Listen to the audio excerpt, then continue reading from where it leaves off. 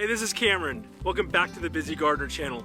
Sometimes you get a tree that just isn't performing for you as well as you might want, or you realize you want to try some other trees in the space, but maybe you don't have a ton of space. There's a way we can solve that, and that is with grafting. Today I'm joined by Charles with Ivy Organics. He is the tree surgeon, and so we are going to do some grafting, some tree surgery. Stay tuned for that. Let's get busy. Let's get busy.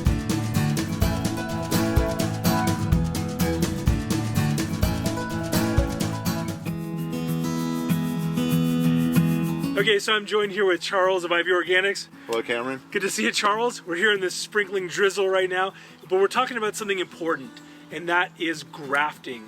Grafting gives somebody a lot of options where you're able to take a plant maybe like this peacotum back here that isn't doing for us what we want it to do and be able to introduce a new type of plant.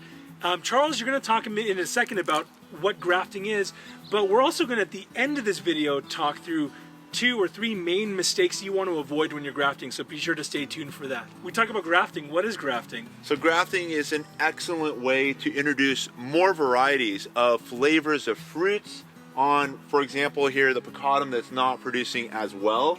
I know you explained earlier to me that some years you get a few fruit, good fruit, but just not the quantity and also all the flavors you would otherwise enjoy from this corner of your property. And a peacotum being part of the prunus family, you have an opportunity to graft on a lot of fruit, and we can make this a beautiful fruit salad where you'll enjoy not just peacotums, but now peaches and plums and apricots, nectarines, cherries, all that stuff, and even nuts, almonds. I'm going to call this a Fruitenstein. It's moving. It's alive. Oh, it's alive. It's alive. It's alive. It's alive. A Fruitenstein. So you've got all these options, but how do you do that?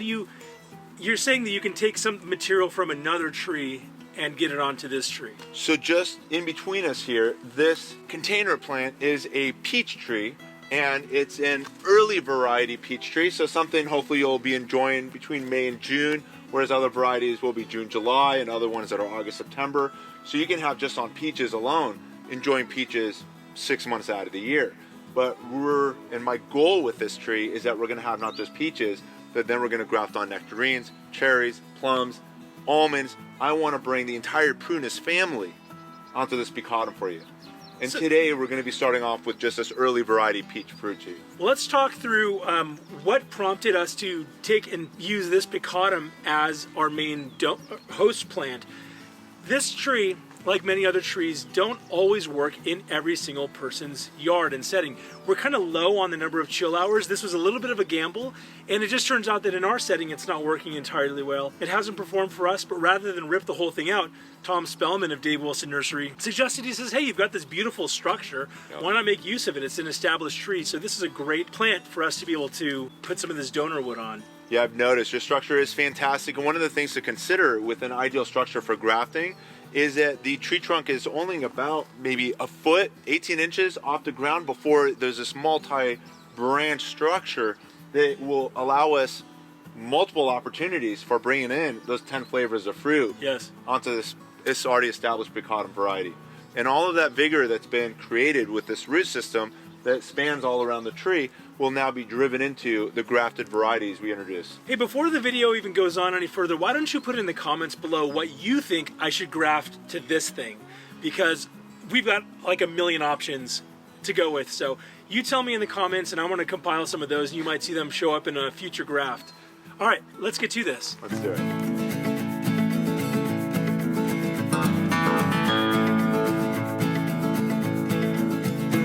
Okay, Charles, tell us what we're going to do. We're going to get through and remove some of the canopy here. Why are we doing that? So the goal is we want to graft lower into the tree. One of the tips, and it's also a caveat which I'm going to reinforce among others at the end of the video, as you mentioned, to make sure you hear those as well for grafting do nots. But one of them that I see over and over again when I visit gardens is people grafting the tips of the tree, and then it just grows a few inches a year, but you're not creating a scion, which is the grafted wood you're introducing into the rootstock that we're going to graft upon, and you end up with a fruitful twig instead of a fruitful branch. And if you want to have a branch that's in fact productive and contributing towards a significant percentage of your overall tree's grafted space, then you're going to want to graft lower towards the rootstock trunk.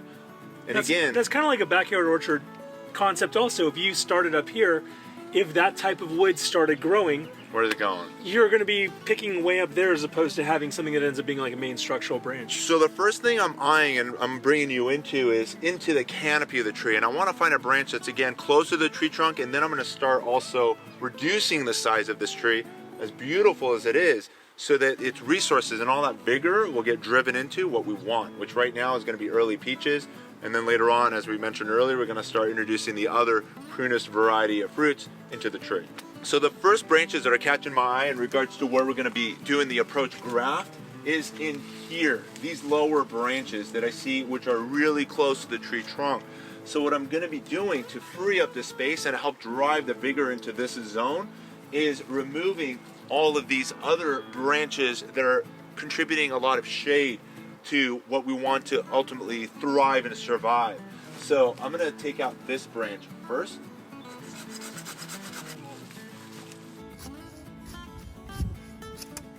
So we've only removed a couple of the branches, and we're going to continuously remove more branches as we introduce more flavors. But we've just removed enough branches as necessary in order to integrate this one variety of peach.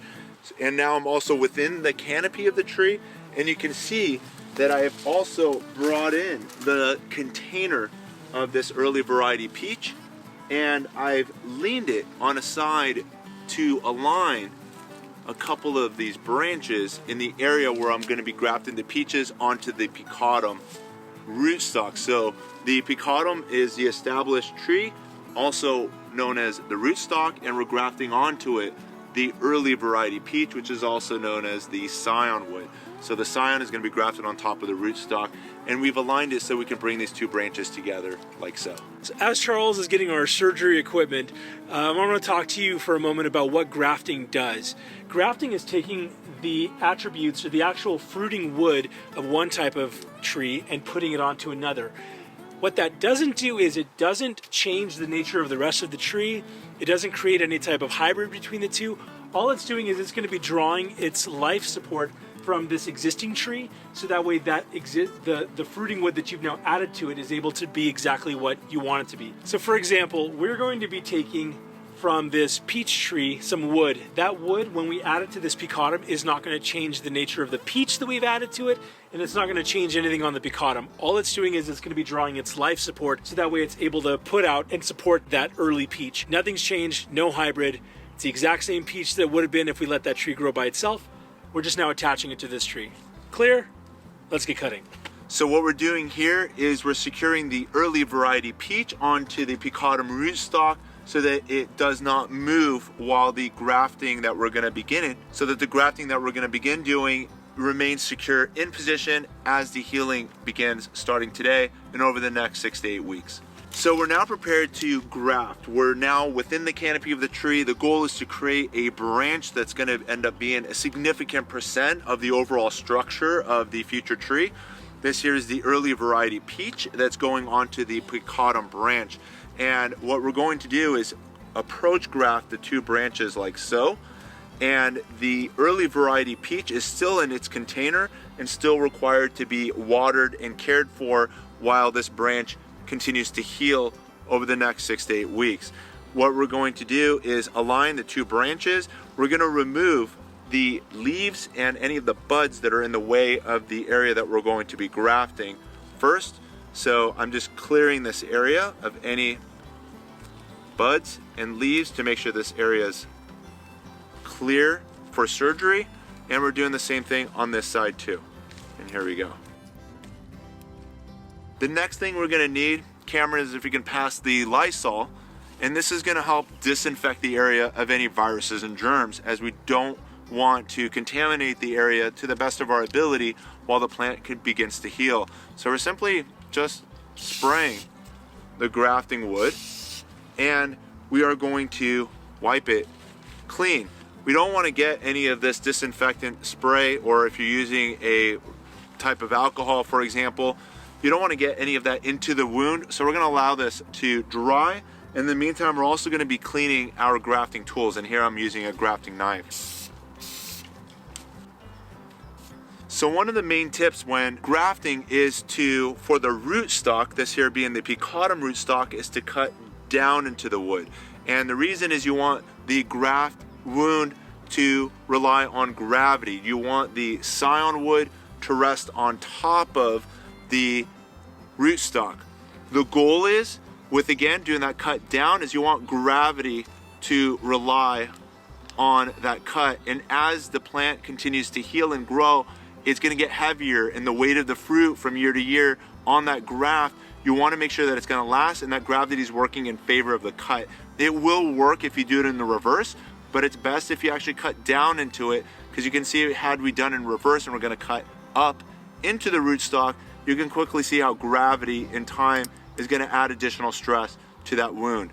So what we're doing here is we're cutting down into the rootstock. I'm aligning the two woods now that they've dried, and we're going to cut down like so, about 1 inch into the rootstock. So now we're cutting in about 1 inch, and you're gonna not want, and you don't want to go past halfway through the diameter of the tree. There we go. That's a beautiful cut down. And now we're gonna do a similar cut up into the scion wood. And we're aligning the two. And now we're gonna cut up from this point, and we're gonna go 1 inch up the branch. Again, careful not to cut past halfway into the diameter. That was a mistake, by the way. But here we continue. So we've cut up, as you can see, about halfway up into the scion wood. It's still gonna get life through its branch, which is still connected to the potted root, and this one is obviously still getting it from its rootstock, which is planted in the ground. And now we're gonna fit the two parts together like so. So I know a lot of grafters prefer using grafting tape to secure their wounds. My favorite method since 1990, in fact, has been using fishing string, nylon string. The reason being, when I come to revisit my grafts, whether it be a week from now, ideally within about 3 to 4 weeks, we're gonna see the grafting success and continue monitoring it week to week over the next 6 to 8 weeks, at which point we're gonna separate the scion from the rootstock. And I'm gonna explain exactly how towards the end. The next thing we need to do now is align the cambium tissues, and the cambium tissues lie just underneath the bark. So it's the bark, the cambium tissues, and then the central part is the supporting wood structure. You can see it also on the inside of this, where it's more brown. You can see that there's the brown layer, which is the bark. Right under the bark is that green layer, the cambium, which is the living tissue area where the water's minerals are flowing. And then the central part is the supporting wood structure. What we're gonna do now is align the two branches like so. And you're gonna wanna make sure, if they're not exactly the same diameter, that you at least align one side of the wound to make sure the cambium tissues of the rootstock and the cambium tissues of the scion wood are aligned. And now we're going to take our nylon twine and secure the graft in place. The two are being grafted into one. The more times you wrap it, the more secure the graft becomes. And now, every few times I wrap it, I'm actually coming in with a lot more pressure. Not enough to cut through, but trying to force the juices of the cambium tissues, again, to exchange the nutrients between the potted early variety peach to that peacotum rootstock. And we're done. That's grafting success. The hardest part has just been completed, and now the goal is to further ensure this grafting success. That leads us to the next tip. So once the graft is complete, most grafters will then secure it with grafting tape. Something I've been doing since 1990 is securing the grafting wound with a moist paper towel. And the concept behind that is I've kind of brought in together the grafting concept that as we've just done with air layering, which is we've got damage injured wood and we want to keep it moist to encourage roots, but we're not really rooting this area. What we're doing is just keeping it hydrated so that there's life and the wounds heal and that it remains bandaged. So what we're going to do now is just take this paper towel and we're going to add some moisture to it, like so. And then we're going to wrap the wound with this bandage. Within about 3 to 4 weeks, you're going to want to replace the bandage with the new one. And in between it, just clean the site with some more water to prevent the risk of any mildew happening at the site. We're then going to put a layer of plastic over the bandage to secure the moisture that we've just added.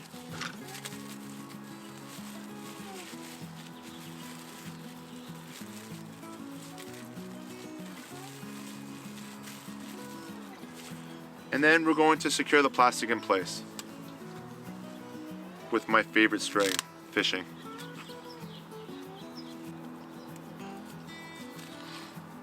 One last thing I'm going to do, now that we've just completed the graft, and you can see near the top here, the peach leaves and the peacotum leaves are thriving next to each other as we demonstrated with the pens. We're eventually going to remove the peacotum rootstock and just allow the peach scion wood to be the predominant branch that'll be growing in this zone, and then we can then remove the peach scion from the bottom and remove the potted plant that's just behind me. The other thing I'm going to do is, if I can borrow your Corona bypass pruners, and what I'm going to do is take the branch that we've just grafted of the peach and I'm going to prune right above it.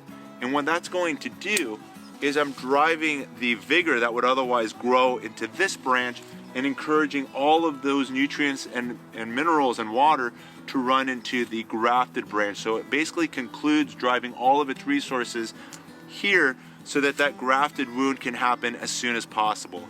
Within the next 6 to 8 weeks, we're going to see grafting success, and we're all going to be subscribing and following and hitting that push bell notification at The Busy Gardener so that we can watch and monitor this grafting success from month to month and year to year as this frankenfruit tree begins to undergo the development that Cameron's responsible for.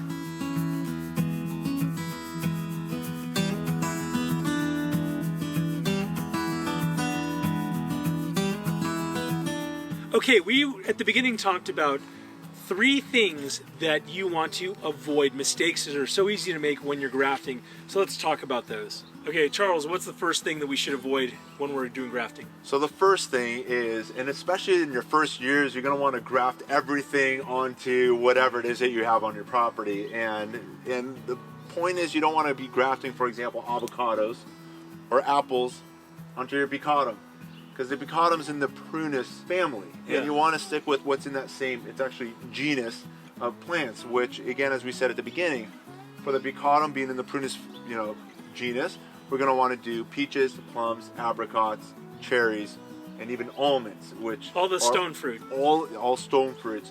And then for your apples, stick to the green apples, the red apples, the yellow apples, all the different kinds of apples you can put on the same apple tree. For your avocados, the same thing. One thing I recommend for if you're going to do avocado grafting is consider putting in a type A and a type B variety onto the same tree. That'll increase pollination and overall increase yields. Most research will say between 5 to 20%. So there's a lot of value in what grafting can do to a backyard orchard where, again, space is limited, but you want to bring in a lot of flavor. So keep it in the same family. Terrific. All right, what's the second thing? So second tip is going to be the time of year and the techniques that you use. So here we are mid-May, and a lot of the methods that were available in late winter, such as cleft grafting, we are now doing approach grafting. And approach grafting is ideal during the growing season, starting spring, early summer, and you want to accomplish that success so you can allow it to continue growing over the growing season, which we have going all the way until October, November. Yeah. And then with that grafting success, hopefully next year you're going to get to enjoy flowers and fruit off of the graft that we just did today, mid-May. Yeah, I can't wait. All right, a third mistake you want to avoid when you're doing grafting. Third mistake is some people get super eager and they want to graft on a big branch. They want to do 2 to 3 feet and just get a jump start on things, which could work, but your chances of success is going to diminish significantly. As you saw today, we only grafted a scion segment that's about 2 to 3 inches.